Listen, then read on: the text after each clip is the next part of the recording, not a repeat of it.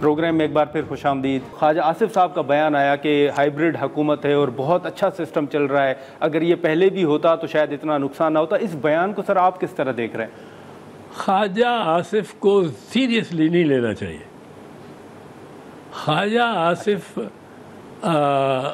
बात करता है, उसको पता ही नहीं, सोच ज़हन में नहीं होती कोई, वो कर देता है हाइब्रिड की हुकूमत, उसके साथ कोalition हुकूमत की बात शुरू कर दो, उस पर कर देगा, वो लेक्चर दे देगा, आपको एक लेक्चर दे देगा।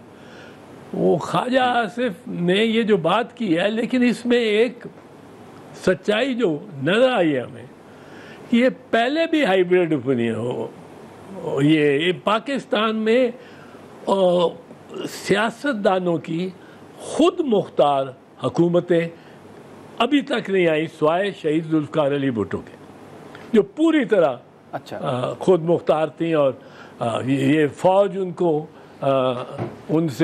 उनको डिस्टेबलाइज करने की कोशिश नहीं कर रही थी।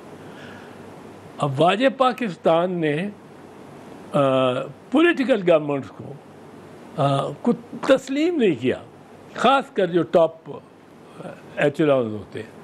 और हमें जब मैं 1988 के वाक़यात का गवाह हूँ, पुरानी बात है, पर 88 में पहली मरतबा एक सिविलियन हुकूमत इलेक्शन लड़ के और बन रही थी जी, और इन्होंने हमारे साथ मुज़ाकरात वगैरह शुरू कर दी, और ये अल्टीमेटली हुआ भी ये कि उन्होंने हमसे 3 कलीदी जो महकमे थे वो ले लिए, foreign affairs, defence and finance, और हमें कहा आपको एक बड़ी इम्पोर्टेंट दे रहे हैं इंटीरियर की मिनिस्ट्री, और मुझे बीबी शहीद ने इंटीरियर मिनिस्टर बना दिया।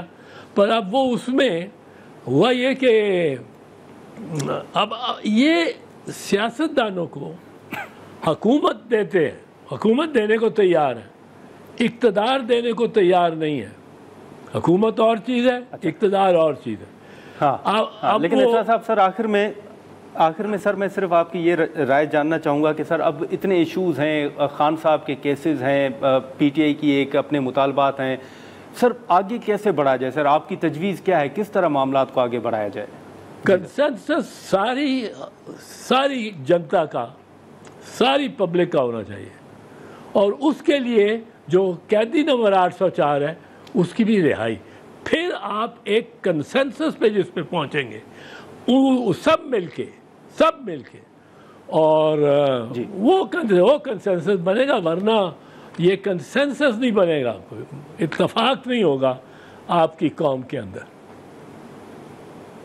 अच्छा, लेकिन सर फिर आप नहीं समझते कि इस हुकूमत के ऊपर जितने सर सवालात उठ रहे हैं, तो खुद पीपल्स पार्टी इस इत्तेहाद का हिस्सा है, हुकूमत का हिस्सा है, तो उनको अलग हो जाना चाहिए? आपकी कोई तजवीज़ है? क्योंकि इस हुकूमत के ऊपर बड़े सवालात हैं। नहीं, मेरी तो तजवीज़ ये रही है अपनी पार्टी के साथ भी कि इनके साथ हुकूमत ना बनाएं, ये हमें नुकसान का सौदा है, और ये बनाते हैं बनाएं, ये तो अब पैरों में बैठे हुए हैं प्राइम मिनिस्टर साहब, फील्ड मार्शल के पाँव में बैठ के ये कहते हैं, ये जो सजेशन है, ये अब ये कहते हैं ये फील्ड मार्शल की तरफ से आई है कि नोबेल प्राइज़ दो, वो मिले हैं लाख, वो बड़े खुश हुए हैं, उन्होंने कहा इनको नोबेल प्राइज़ दो।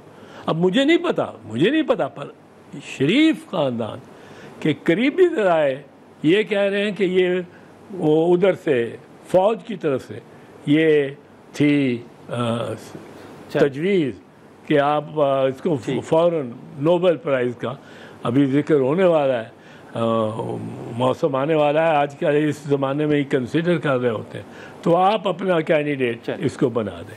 अब आप कैंडिडेट बना रहे हैं, ये नहीं देखते कि इसने कितने बच्चों को गजा में जो इसने किया है ट्रंप ने, जहाँ ये गोल्फ कोर्स बनाना चाहता है, हमारे 60,000 हमारी लाशें वहाँ पड़ी हुई हैं, उस पर गोल्फ कोर्स बनाना चाह रहा है, इसको आप नोबेल पीस प्राइज़ देंगे?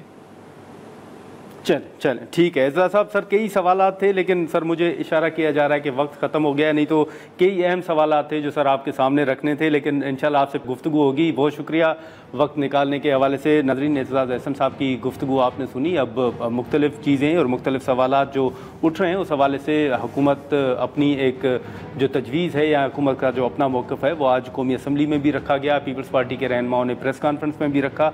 अब देखें कि आने वाले दिनों में क्या डेवलपमेंट सामने आती है। आज के प्रोग्राम में इतना ही, इजाज़त दीजिए, अल्लाह हाफ़िज़।